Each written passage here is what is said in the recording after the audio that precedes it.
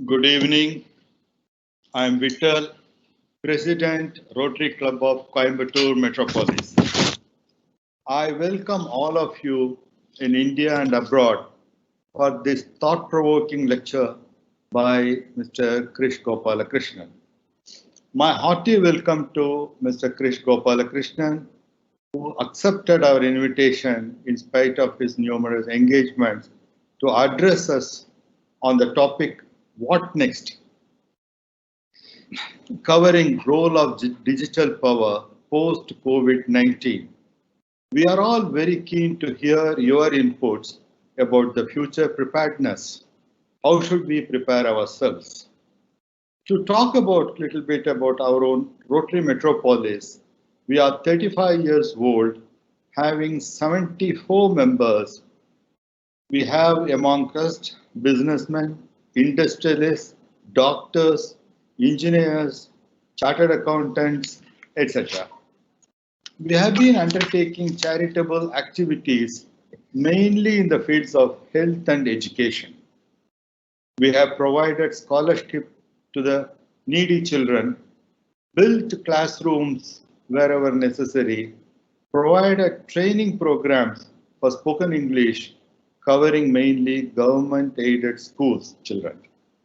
At present, in COVID-19, which has shaken the world, we have done our bit in providing relief materials to doctors, nurses, police personnel costing about 85 lakhs. We have also sponsored a film on doctors, nurses on COVID-19 duty, emphasizing their selfless service, which is the need of the hour. We have undertaken also to provide cancer treatment for 100 poor patients in collaboration with Hospital. But our signature project is Hope After Fire. It is in collaboration with Ganga Hospital, providing rehabilitation to burn victims. About this, I request Dr. Raj Sabapati, our own member, to say a few words and also introduce our esteemed speaker for the evening. Thank you. Welcome, Mr. Gopalakrishnan. It's said that every time we have a difficulty, I think we need to convert it into a great opportunity. So normally we used to have in-person meetings. So because of this COVID, when we started having virtual meetings, in fact, the standard has been going up. I think, but for it, I don't think we could have had you as our speaker. So welcome, Mr. Gopalakrishnan. And every time we have this meeting, we also have talk about few words about our Hope After Fire project. So we make a difference in the lives of people, and every week, we share about 2 stories. And this time, I would like to share 2 stories. And what this project is, it's a project to provide totally free reconstructive surgery to correct the deformities caused by burns. And what is really good about is, irrespective of the complexity of the problem and the number of stages it takes, I think we go through the full cycle, and we also take it to the time till they are totally socially integrated into the society. So we had so far we started in 2012, and we have performed close to 900 surgeries and a total cost of about 5 crores. And we have changed the lives of 541 patients, and that it continues. I just want to tell you about a story of a 14-year-old girl, school child, who got burns to the chest wall and to the arm. So because of that, the whole of the arm just got stuck to the chest wall. She's a good student and really had a great passion for dancing, and this was really cut short. So we collected her and she went back to her dancing. And so when we went back to the camp next time, and the camp was about 50 miles away from the place where she was, I think she came fully dressed in her suit and then she said, I will drive. And after that, we are so surprised to see that how she herself spoke. And after that, she said, Dr. Uncle, I will send you a small WhatsApp video as to what I do, what I performed in my own school. And then there she is, I said, particularly you should see, Uncle, he said, I'm lifting my arm fully. I think that's what you made it for us, and then she really thanked the project as to what has done as a change in her life. The next story I would like to tell is much more pathetic in the sense when this involves the breadwinners of the family, the whole family is really affected. We had a 32-year-old man who had an industrial accident. And not that the owner of the company was also very supportive, but then still they really couldn't make it. He had a number of surgeries that had been done. Still, it was deformed like this. That's the left hand, and that's the right hand. So when both the hands are affected like this, they are totally dependent on their wives or their mothers for everything. Everything means everything for the day-to-day activities. And the same patient, we had 4 surgeries. We had, I think, twice. We had each side we had, and that's him. So back to his normal. I think he's able to use his activities, and he has gone back to his livelihood, gone back to his job, and he goes back driving and selling things back. So this is what exactly that makes, and every story I think enthusiasts to do even more. And we request everybody to join in this story because we are just not taking institute lives. We personally feel that by putting children back to school and people getting back them to work, we are contributing our bit to the nation building. So thank you so much for all of you for helping us. And it's a great pleasure to have Mr. Gopalakrishnan, Kris Gopalakrishnan with us. He doesn't really require any introduction, but I love to introduce in the sense it is the stories of success people like this really enthuses us. He has been one of the co-founders and the chairman of the fantastic company Infosys, which literally was been a game changer in the economic scenario of our country. For all the things that he did, our government also has recognized him with one of the highest awards of Padma Bhushan. And he has got so many things to credit. I think I like only to tell 2. One is he has been the leader of the industrial body, Confederation of Indian Industry, and he has been one of the co-chairs of the World Economic Forum at the Davos. So these are all something very creditable. In addition to this, it's always nice to find it's so simple, and then they all got their feet to the ground. And he has also been involved in so many of the charitable activities to make everybody better. So thank you so much for coming, sir, and we are eagerly waiting to listen to you, sir. Thank you so much and welcome. Thank you, Dr. Sabapati, for that section, and thanks, Mr. Vittal and the Rotary Coimbatore for giving me this opportunity to connect with you digitally. Am I audible? Yes, you are. Okay. Connect with you digitally. Just think about this. All of you are able to participate in this without leaving where you are, wherever you are, and you are saving time. You are increasing your productivity.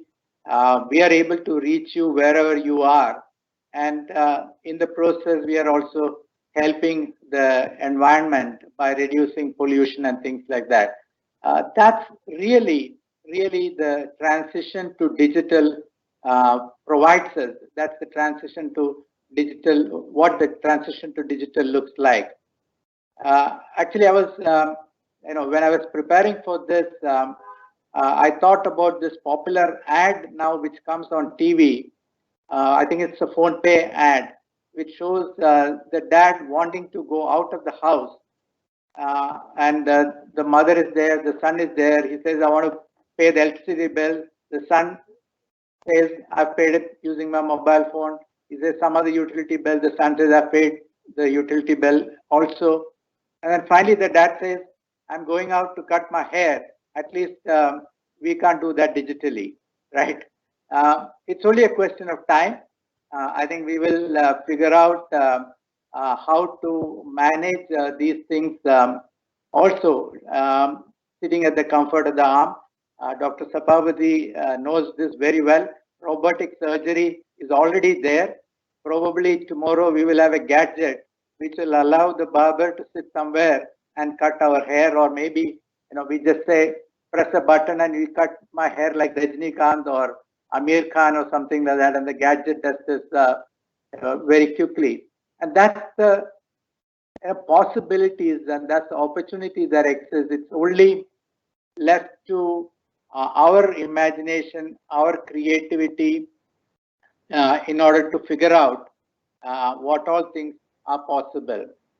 The COVID situation itself is something that is unexpected. We did not see this come, and we are all struggling to respond to it. There is no standard operating procedure. In fact, I keep saying that we are in a period of experimentation. All of us individually, as businesses, as corporations, as local government bodies, the central government, as the entire world, we are participating in a major experiment at this point. So let me take you through my thoughts, especially when it comes to what next.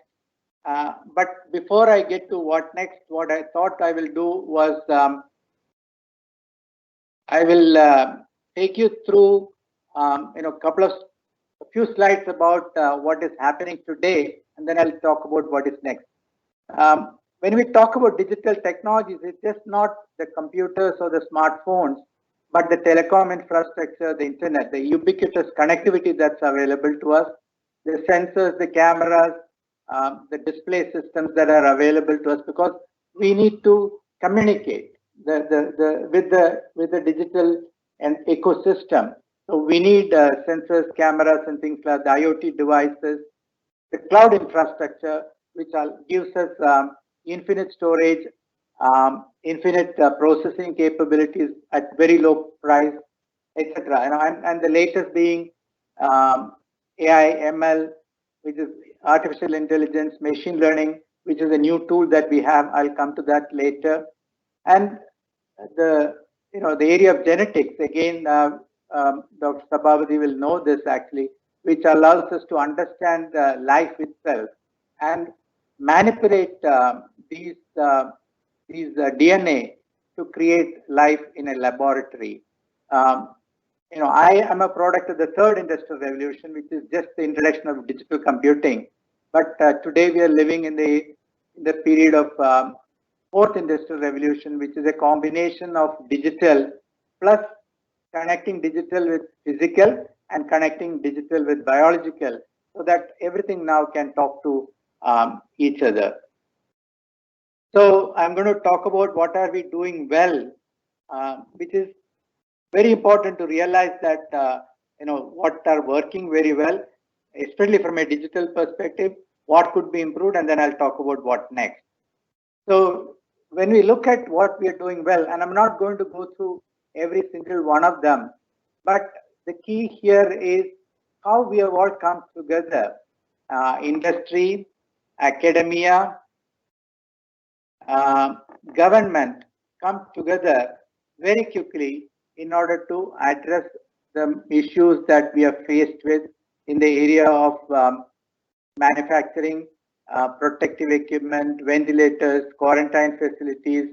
We are using science and modeling tools to model how the infection will spread. Are we in a period of acceleration, deceleration, flattening of curves, and developing strategies? For example, we have come up with strategies for red zone, orange zone, green zone, and things like that. So can we look at strategies, etc., and develop new services like teleconsult for primary care? I'm involved in one such initiative. The key thing here is the regulations regarding these are also being eased. So e-prescriptions are suddenly allowed. Doctors are allowed to meet their patients remotely and things like that. So we are coming together to create new sets of services delivered using digital technology. I'm talking to you on the Rotary platform, right? And Rotary is famous for its work for society, work to help weaker sections of society. There was a mention about how we are helping the poorer sections, weaker sections of society in terms of prepared foods and things like that. So thank you all for supporting this. Again, the key here is it's a bottom-up initiative. It's a decentralized initiative. People have voluntarily come forward to help, and that's why it's very interesting to me. Scientists have come together to develop diagnostics tools, kits, etc. There's an organization called Biotechnology Industry Research Assistance Council. This was in existence before the virus, and during the virus, it has been activated to bring together the relevant stakeholders and at speed bring out all these things. We are hopeful that we will get vaccines, we will get cures, etc. even in India. But it has increased our confidence in our scientists, engineers, academics, etc. Now, we have those capabilities. We should actually have the confidence that we can do extraordinary things in very short periods of time. India has done reasonably well. I won't talk too much about this. All of you know this. We have one of the countries with the lowest per capita deaths, which is to me the most important measure. Any life lost is a life which is precious to be lost, and we have lost the fewest number of people to this virus. The work from home is again a transition to a digital world, and how we transition this in an accelerated manner is very important to understand. And I will talk about the IT services industry. IT services industry never actually encouraged work from home too much. No, it allowed work from home on an emergency, or if there are some challenges with the family friend, etc. But by and large, people who travel to offices, as part of business continuity plan, you would actually designate another office location as your backup location. But suddenly, because of the virus, offices were inaccessible and people had to start working from home. In a very short period of time, people transitioned. 95% of the people are working from home. And it has given the confidence that the industry can actually deliver world-class services even with people working out from home. Our infrastructure at home has been modified to accommodate this. The internet and the telecom infrastructure has withstood the challenge that's been thrown at it. In fact, sometimes we don't get good quality coverage, and that's because the pressure that we are putting on the network, etc. The accelerated transition to mobile-based transactions on everything. People are now ordering things over WhatsApp, over internet and things like, even to the neighboring Kirana store. In Karnataka, for example, in Bangalore, there's a WhatsApp number where you can just say which Kirana store and what grocery you want to be delivered, and there's a mechanism that transaction will reach the Kirana store, and the food will get delivered, the grocery will get delivered to your home and things like that. The government has released a Arogya Setu app, and here, two things I want to talk about. One is, this platform is developing to become a platform beyond COVID, possibly, to create a new healthcare infrastructure in the country, where all kinds of services are available on a single platform, and hospitals are connected to this, doctors are connected to this, laboratories are connected to this, insurance companies are connected to this, everybody will be connected to this, and the subject, the individual will have to just go to one place to pick and choose the services that they want to avail of. And that, of course, is the larger vision for something like this. Why is this important? It's probably not important for the top 10% of the population, but it's very much important for the bottom 90% of the population, who today do not get quality healthcare at an affordable price because of their location, because of distance, because of availability of facilities, availability of specialists, etc. And this is something which a digital infrastructure can provide. And I'll talk about it much later also in the presentation. We have to address the issue of privacy and security. We have to build regulations such that people will have trust in these things, that their data will be secure, they will not be affected badly because of, so for example, no insurance will be provided if you have existing conditions, right? That's a worry people have. So those kind of worries should not be there. It cannot be a social stigma. Whatever you have, condition you have, cannot become a issue of societal stigma and things like that. So all of that has to be there, and we are now experiencing this during this COVID situation. How businesses have transformed, even when you look at how this webinar is being held, reaching out to so many people around the country, and I'm told around the world. Families have leveraged this for social meetings on video conference and things like that. And we have created our own processes, procedures to make sure that these are effective, these are productive. People know how to behave in these meetings and things like that, how we can take full advantage of this thing. Startups are using this to provide pitch sections, mentors are coming online, venture capitalists are coming online. All of these transactions are happening digitally nowadays. So acceptance of digital interactions, work from home, etc., have been very, very swift. And that's what a crisis does. It actually accelerates adoption. Similarly, schools and colleges have transitioned. I'm told that schools will be one of the first institutions to open because parents can't anymore take care of their children at home, right? So I'm expecting that schools will probably open before colleges. Colleges will open much later. We are transitioning from physical business to digital business, and I'll talk about this later. One example here is, how a physical gymnasium or an exercise business, health, wellness business have transitioned rapidly online. They have now 10 times the members that they had because physical location no longer becomes a restriction, a constraint.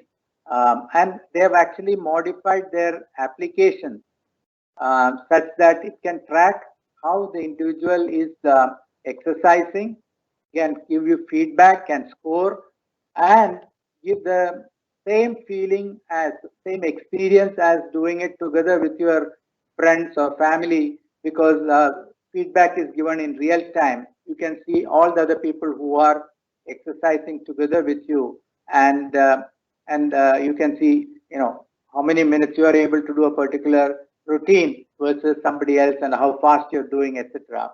So that's the opportunity again digital provides. Many things can be, of course, improved.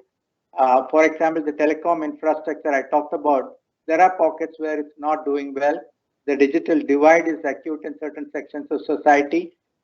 In fact, I've called for a computer donation campaign where if a family doesn't have a computer, this is the time to donate your second or third used computer so that they have now a way to access online services using a computer. Home digital infrastructure sometimes is inadequate, the network connectivity and things like that, the modem that you have. Privacy, how we can create a separate environment at home such that you are not interrupted, your productivity is as high as it's required, and the measurement of productivity itself is very important. The mental health of the individual is very important. So for example, we say that in the morning you should have a group meeting digitally. At the end of the day, you should have a second group meeting digitally to take stock of what has happened so that you simulate what you do in an office in a virtual environment. People are working longer hours, not surprising. When the boundary between personal life and professional life actually goes, it is actually seen that people do work longer hours. They tend to look at their email. They tend to answer things. They tend to work longer hours. Data dependence on data is very high. In India, we don't have enough data, and that's very visible in the virus situation. Most of the models initially used data from around the world rather than India, and e-commerce didn't really work during this virus times actually. Whereas the neighborhood kirana stores work, maybe we should have got e-commerce working. Now switching to what next? Everything around us has been created by people that are no smarter than you. So Steve Jobs clearly says that it's people who change things, people who influence, who build things. Once you learn that, you will never be the same again. And I completely subscribe to this. I strongly believe that people with the passion, the determination, and hard work can actually make significant changes in the world. The future is not a linear extrapolation of the past. Future is created, integrating, of course, past experiences, but it's also influenced by inventions and innovations till today and the current circumstances. The constraints, for example, play a big role. Addition or removal of constraints influence the future very much, and that's the reason why India will do very well, because we have several constraints, and if you are able to innovate, if you are able to create something in spite of those constraints, I think this will be world class. For example, we are able to create low cost solutions for the rest of the world because of the constraint on cost. Leaders and entrepreneurs influence the world in significant ways. Leaders could be in every walk of life: scientists, teachers, engineers, academicians, doctors. Every one of these people can actually make a difference in driving change, in driving innovation, etc. A disruption, a crisis can make a difference, and I'll very quickly take you through the example of the IT services business, which I was part of actually, and you will see what I mean by this. See, as I said, we are part of the third industrial revolution, the personal computer revolution, and personal computer allowed everybody with in the office to actually increase their productivity, use the tools that computer provides, etc.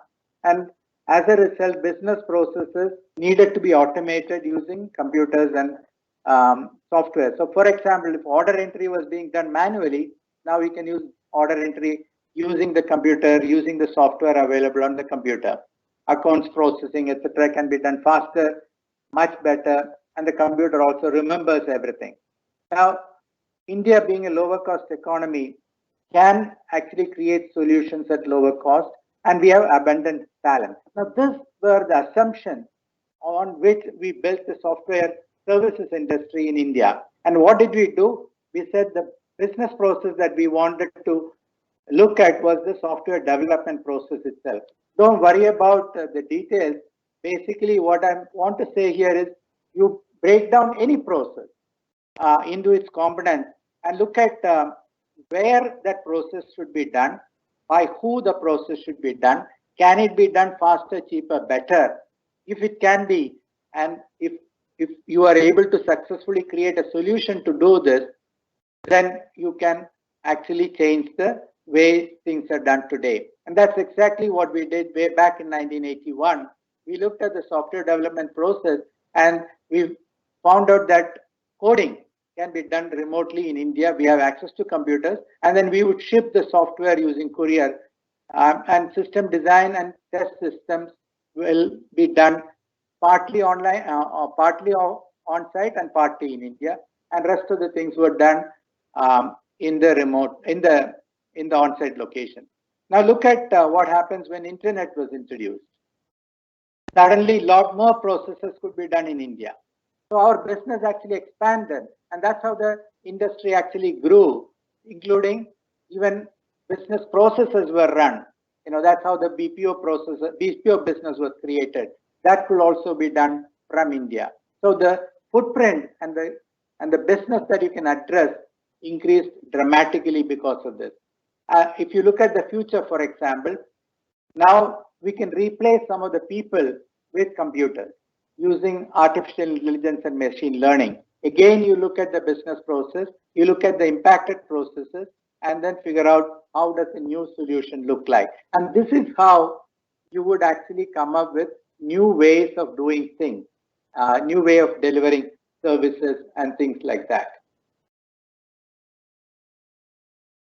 Now, I go back to what I talked about in terms of innovation, and I'm a product of the third industrial revolution, but we are now living through the fourth industrial revolution, and some of the technologies of the fourth industrial revolution, newer technologies, are here, in red actually. And the key here is, to me, AI and ML, which allows you to look at or use computers differently. Genetics and the whole area of healthcare, which allows you to connect biology with physical things and biology with computing, and the integration of this becomes the tools of the fourth industrial revolution, which will change every single industry. Every single industry will change, and our life will change. Introduction of digital computing had significant impact. The total global GDP was $11 trillion in 1980 when Infosys was started, when the personal computer was introduced. Today, the global GDP, as you know, is $80 trillion. So in a short span of 40 years, the global GDP has grown 8 times. India was $160 billion in 1980. Today, India is $2.7 trillion. So we have gone almost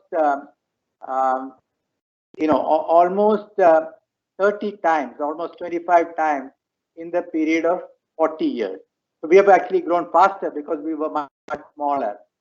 That's what is ahead of us in the next 30, 40 years, riding on the fourth industrial revolution. The world can still grow from $80 trillion to maybe 160 or $200 trillion or $300 trillion. Some people estimate $300 trillion, whereas India can go from a $2.7 trillion economy to a $10 trillion economy, maybe not in 10 years, but 20 years or 25 years.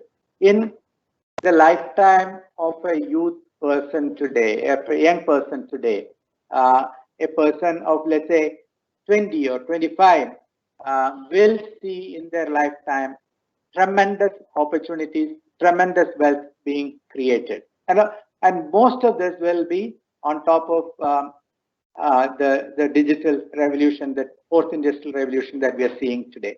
As I said, every industry will be impacted. New businesses will emerge with new business models and solutions. So, for example, Amazon was created in 1997, around that time. Facebook was created in 2007. It's only 13 years old. Google was created in around 1997, 98. These are some of the largest businesses in the world today. So within a short period of time, new businesses can emerge that scale up very rapidly. Some large businesses will fail, and hence new leadership will emerge. And that's what I talked about, new leadership emerging. Now, I won't go into details, but every business is going to change. Healthcare with connected devices, with IoT, telemedicine, genomics, personalized medicine, robotic surgery. Even the concept of healthcare will change, I believe. And Dr. Sabhavati probably can actually amplify this. Today, with apologies to all the doctors and all the people who are running hospitals, in some sense, the incentives are misaligned because the hospital makes money when the patients are sick. When the patients are not sick, they're healthy, the hospitals don't get patients. So, I see some misalignment here. Whereas the new model of membership-based services, and some hospitals are already moving towards that. Kaiser Permanente in the US is that, where the hospitals are incentivized to keep patients healthy. The less problems they have, the more money the hospital will make. The media and entertainment business is changing as we look at the content consumption has, even in the short period of 2 months, shot up by 10 times actually. So we will see significant, consumption.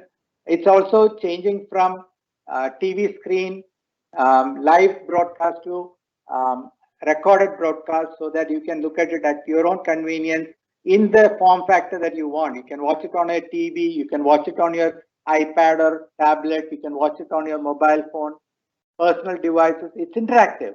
Now you can actually watch the same live event or the same show along with your friends while you're chatting with them. Shared experiences and things like that.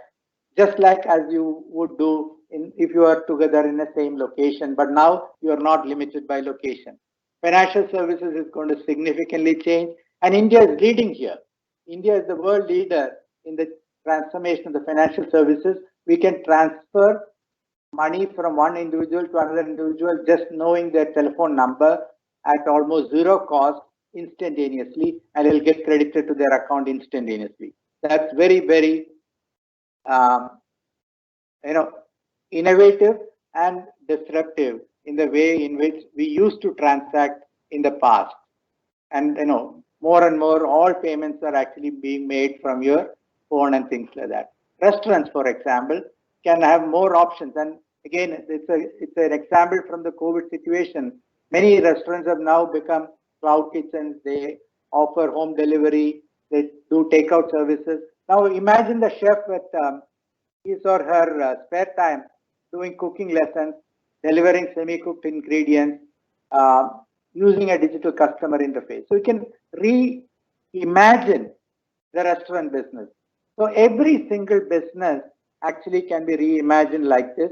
Of course, you can think about mobility itself and mobility as a service and things like that.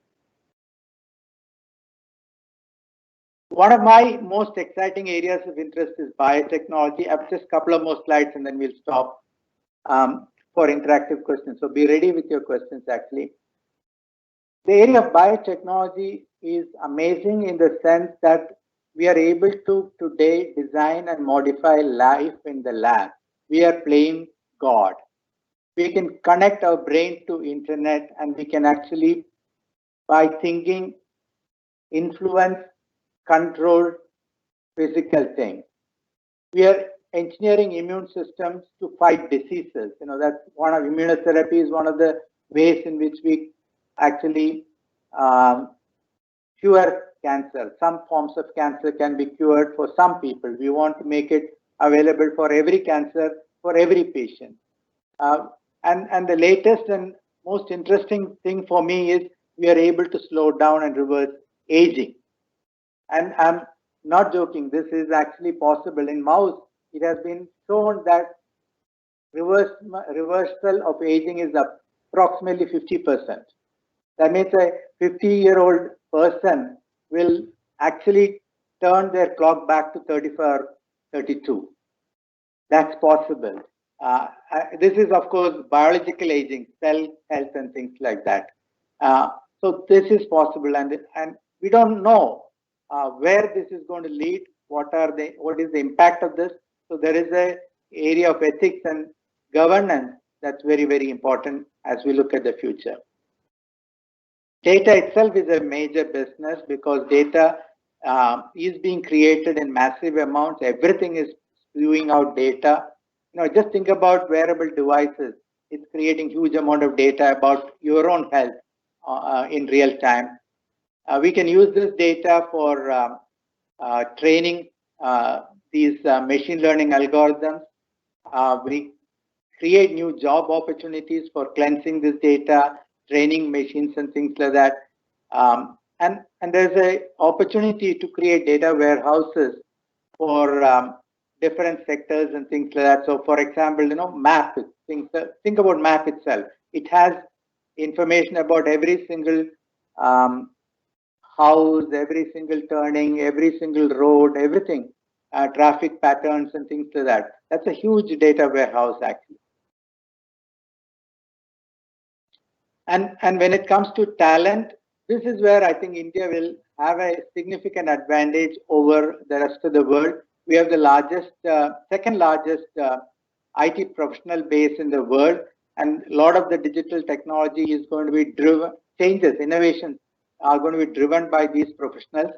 They are the people who are becoming entrepreneurs. They're the people who are writing code and things like that. A lot more of global R&D is being done in India. Every large corporation in the world, technology company in the world has the second or third largest base in India. And the India model is becoming the de facto standard for delivering of digital code, software, services, and things like that. And as I said, there are new job opportunities emerging in curation, annotation, influencing. Social media influences is becoming a huge opportunity. You can just sit at home and do cookery classes, and suddenly millions of downloads happen, and people all around the world are following you on social media, learning from you cooking and things like that. So significant opportunities, and this is where India has a great opportunity. We have the large consumer base enabled through smartphones, ubiquitous connectivity. Luckily, we have one of the best telecom networks in the world at the lowest possible cost. Digital technology allows access, it allows for inclusion.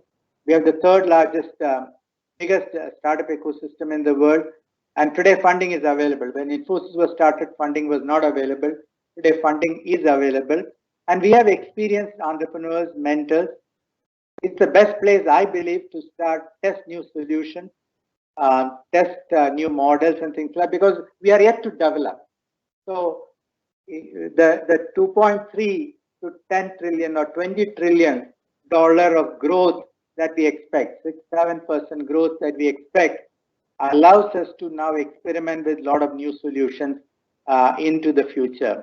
And government is very supportive of startups, innovations, and things like that, and must continue to be so, with also regulatory support.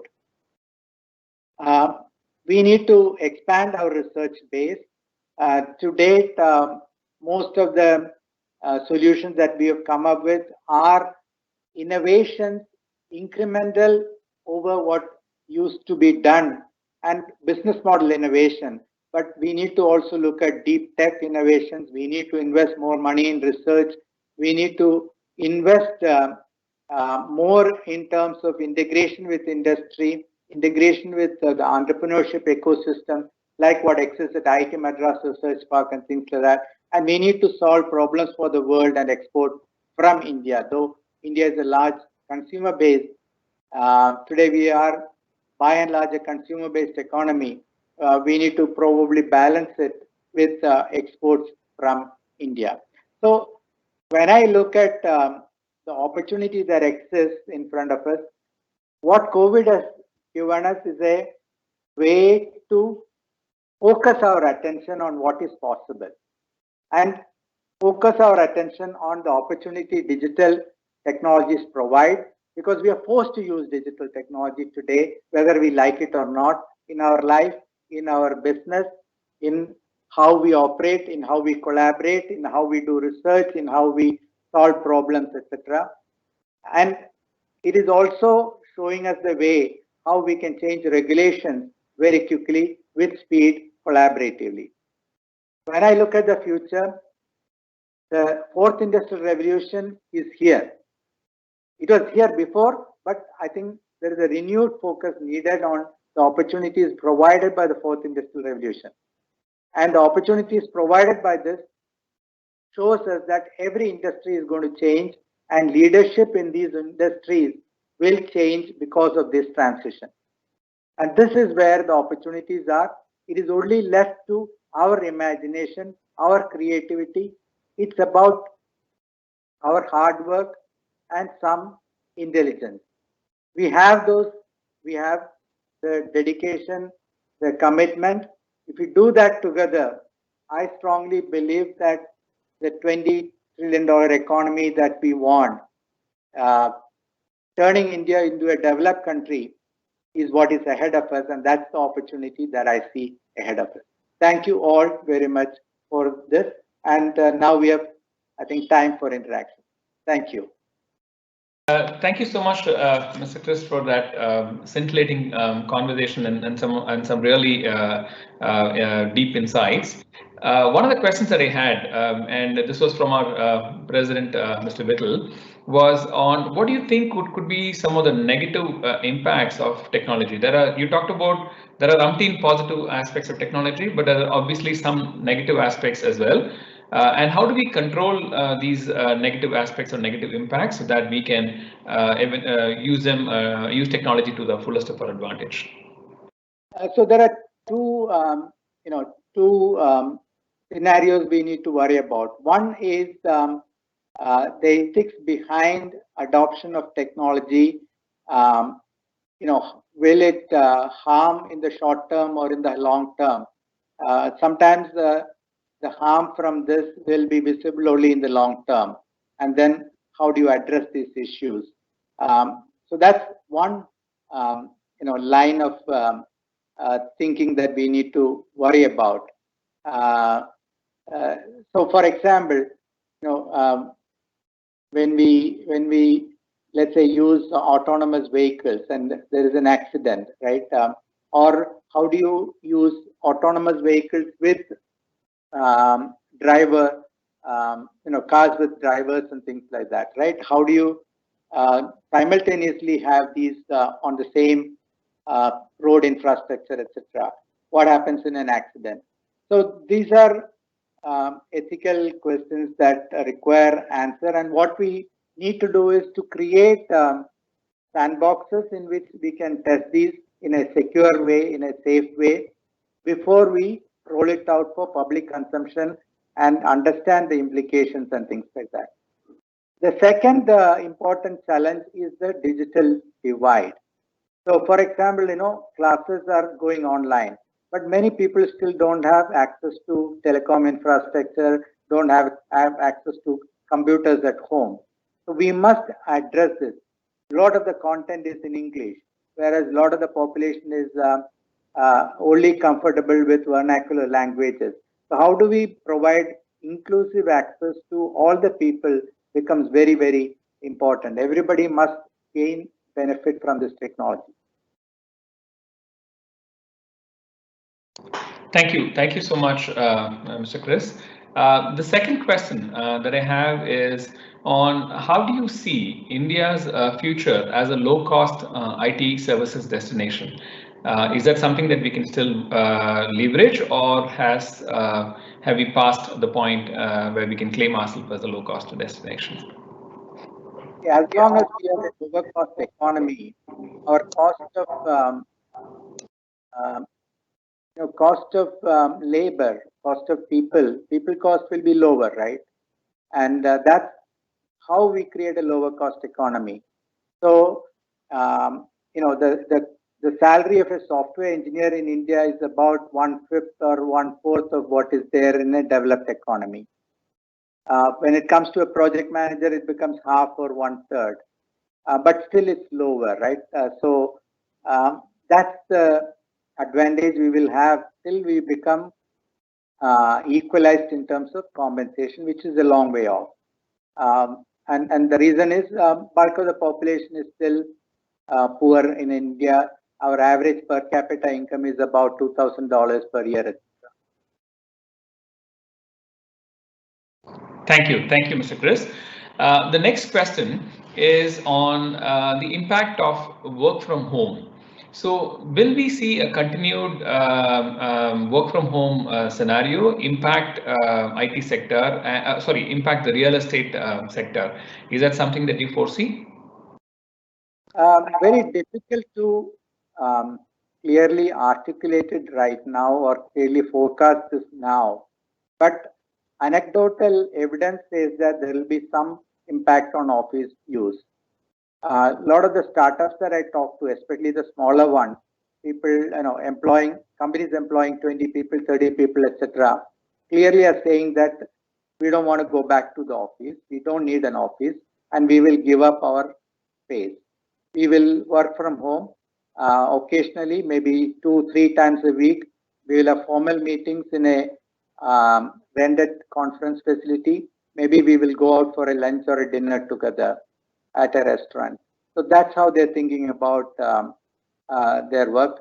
IT companies themselves are saying that maybe 20% of the workforce should work from home, because that becomes then part of their business continuity plan, disaster recovery plan.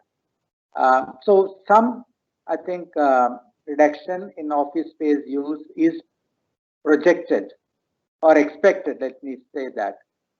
It's very difficult to quantify this, but it will be offset. I strongly believe that our economy will continue to grow after this, maybe after a period of 2 years, and we will start utilizing the empty spaces that are available sooner than later.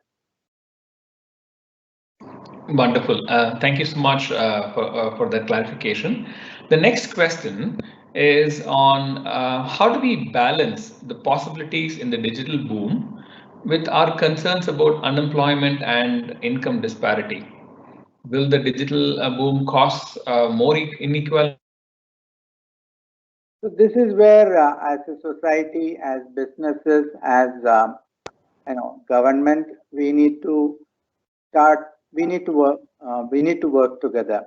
In the medium to long term, as people get reallocated to different parts of the economy, taking up new jobs, they will actually get re-employed.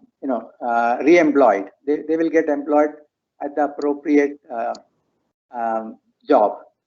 So I mentioned in my talk about the new things like data curation. So, for example, a social media organization is employing large number of people to look at videos and certifying videos to be appropriate to be posted online. Now, this is all done by people, and they're employing tens of thousands of people actually. So new kinds of opportunities will emerge from this. Of course, when they find an algorithm that can actually do this as well as people, probably some of them will get replaced. Now, this kind of cannibalizing jobs is something that we are going to see in the near future.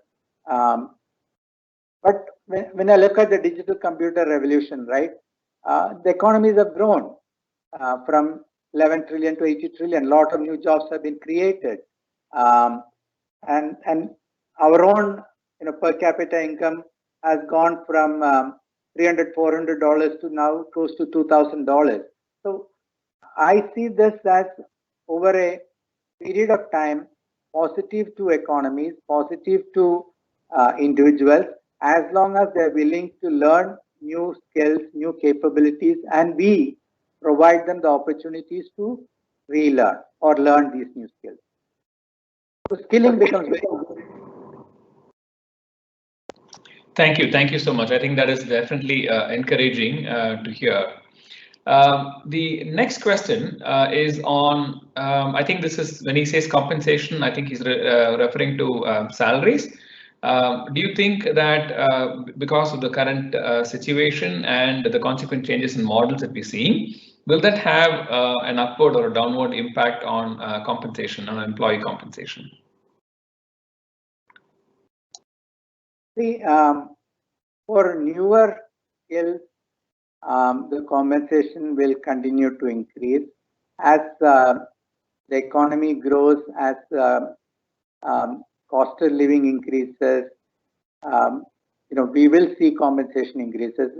Inflation will still be there. Maybe it is a low number, 2 to 5% or something like that. At least your compensation will increase to keep pace with inflation.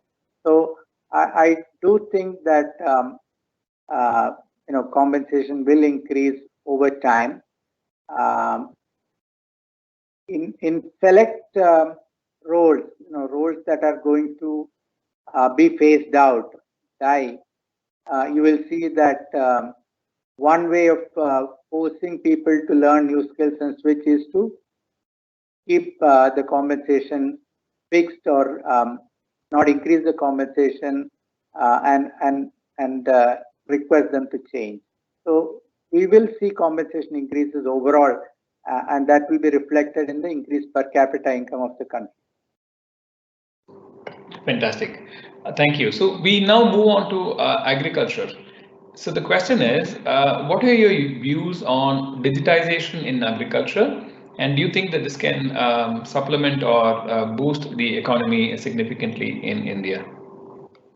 I strongly believe that we need to look at farming and farmers as individual entrepreneurs, a farmer cooperative society, farmer producer organization as a collective to create scale. And then they can actually create market linkages, they can create their own e-commerce portal, they can eliminate middlemen, they can use technology to increase the productivity of the farm. There are significant opportunities here, and I strongly feel that we need to relook at uh, farming. We need to relook at value addition in farming. So rather than sell the produce as is where is, when you worried about getting the best price, harvest time you have abundance, so that's not the time when you get the best price. So can you store? Can you warehouse it? Can you do value addition by creating food products? So there are many things that's needed in the farming sector to completely transform the farming sector. It's an area of passion for me. I've actually got involved in, for example, Araku coffee, where we are selling 1 kg of coffee in France for 85 euros, which is about 8,000 rupees per kg. So that's the value addition that you are able to do. You are exporting this. These are coffee grown by Adivasis in Araku in Andhra Pradesh, and they're getting 8,000 rupees per kg of coffee. So we can completely transform agriculture, I strongly believe, and there are many examples around the country in this area. Thank you, Mr. Kris. I think that is very encouraging news for those young professionals, a lot of whom are now taking to agriculture. That's great news for farmers who can now expect to see higher price and better visibility, a global market for their produce. Thank you so much. The next question is on data security. So the question goes, do you think special regulation is required for data security and audit as in other developed nations? Do we need such regulations in India? So India is coming up with a privacy law. It's also coming up with regulations around use of public databases, community data, what I call non-personal data. In fact, I am chairing that committee. So we will have, there is already the IT Act, which also talks about how people's privacy, etc., must be protected. So yes, we will have regulations, and it is required as the economy becomes driven by data. Economic activity becomes driven by data. Regulations around data will become very important. So, for example, if you're sharing your healthcare data, you have to be protected that it will not be misused. It will not be used to increase your insurance charges and things like that unnecessarily. So there are many things that need to be considered when it comes to data and things like that. Absolutely. So we just have 2 more questions to go. I actually had to close questions because we had a huge inflow of questions. I think that says a lot about the amount of interest that the audience had in this topic. So the last but one question is, COVID-19, is it a boon or a bane for Industry 4.0? Has it accelerated or has it helped to, has it been a decelerator? From a society perspective, from humanity perspective, it's a bane, it's a tragedy, it's something that we didn't want. And the cost to lives, the cost to livelihood is huge, enormous actually, and we are going to take some time to recover. That will overshadow, it will be, anything else will be secondary or tertiary. In that sense, I don't want to look at it as a boon, So to some extent, the crisis has accelerated adoption of digital technologies. But to me, this is a tragedy. We didn't want, we didn't anticipate, and we're going to take some time to recover from this. Thank you. So the last question is, and this is a pretty interesting question. With the repatriation or the relocation of IT professionals from foreign countries back to India, will this create an imbalance in IT jobs in India?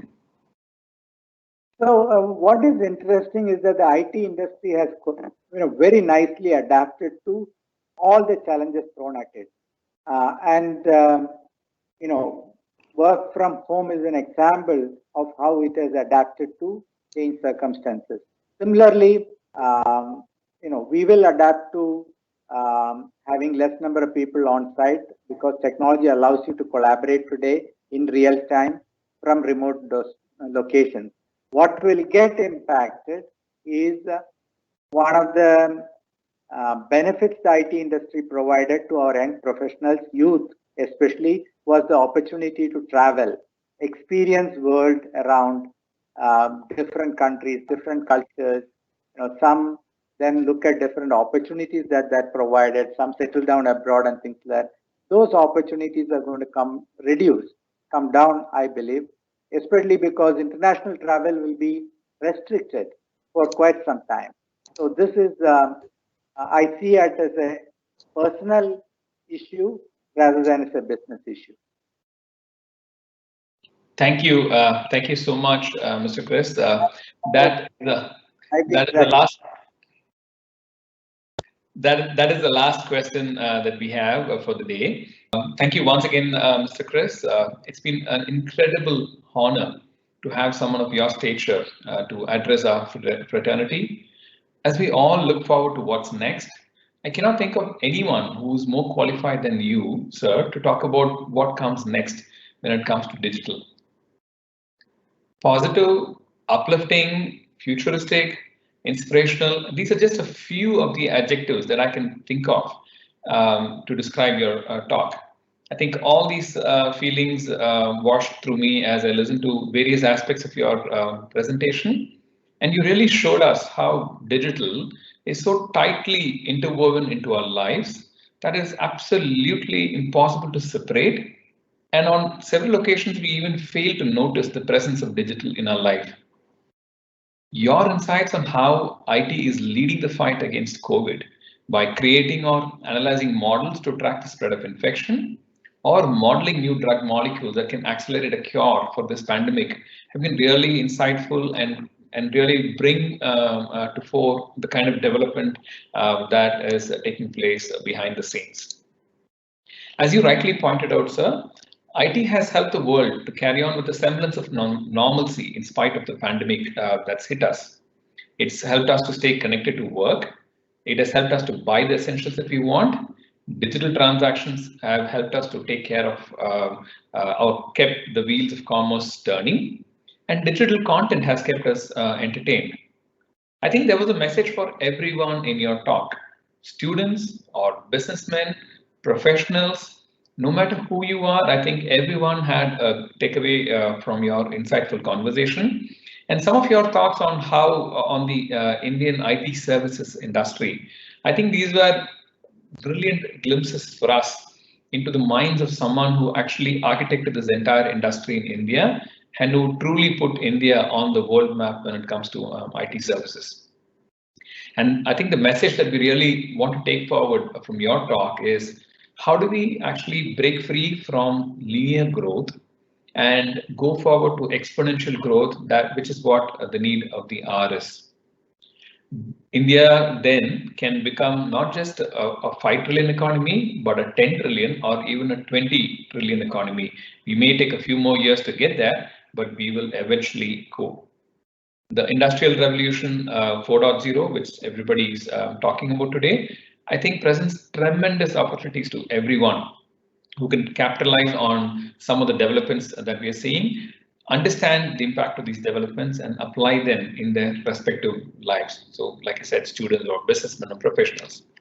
And you made so many references to healthcare, and I think healthcare seems to be one of the fields that can really benefit from technology as we move from something that is treatment oriented to something that is prevention oriented. So all on the whole, we can have a much more healthier population. And it's just not healthcare, obviously. It's media, it's entertainment, it's finance, it's work, it's every single vertical that we can imagine that will get impacted by digital. So thank you once again, sir. I can't describe how much of a pleasure and privilege it has been for me personally. You're one of the mentors that I look up to, and it's been an absolute, an amazing experience for me over the past 90 minutes or so to help coordinate this delivery. I would also like to thank our president, Mr. Vittal, our secretary Narayanan, and our club administrator, Mr. Varadarajan. And of course, our very own Rotarian, Mr. Krishnan of Krishna Sweets, who has been instrumental in bringing such a galaxy of thought leaders and speakers to everyone's rooms, injecting messages of positivity and bringing glimpses of the future, both in every field and aspect. Thank you so much, sir. Once again, a wholehearted thanks to you. I will now pass on briefly to our President Vittal, who will deliver the concluding remarks before we can end this session. Murli, if you can take President Vittal live. Yes. Yeah. Thank you very much, Kris. I don't know how to thank you enough. I think Prasant has already covered it, but I'm compelled to make a request to you. Can I take this speech of yours, this 90 minutes, to our own colleges here and our own Chamber of Commerce and others? I want everybody to hear what you have spoken, who have missed this opportunity, because the positivity and also the caution what you have given, I think it's a mixture of both, and the opportunities what we have.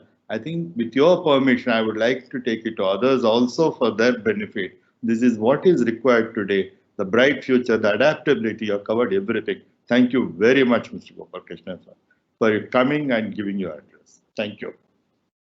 Thank you all for giving me this opportunity.